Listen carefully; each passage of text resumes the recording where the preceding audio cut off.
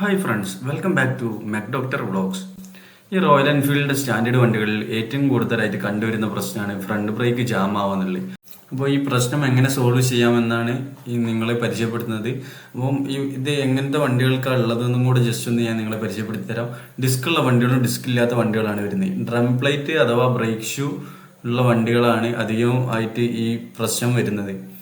Disk ഉള്ള വണ്ടികൾക്ക് പൊതുവെ ഈ ഒരു വിഷയം വരാറില്ല.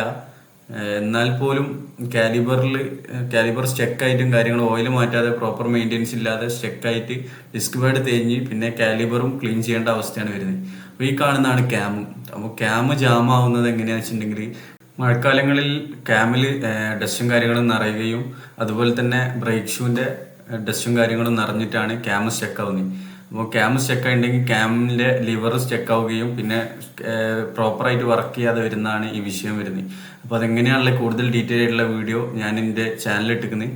നിങ്ങൾ ആദ്യമായാണ് എൻ്റെ ചാനൽ കാണുന്നതെങ്കിൽ ജസ്റ്റ് ഒന്ന് സബ്സ്ക്രൈബ് ചെയ്യൂ, ലൈക്ക് ചെയ്യൂ, കമൻറ്റ് ചെയ്യൂ.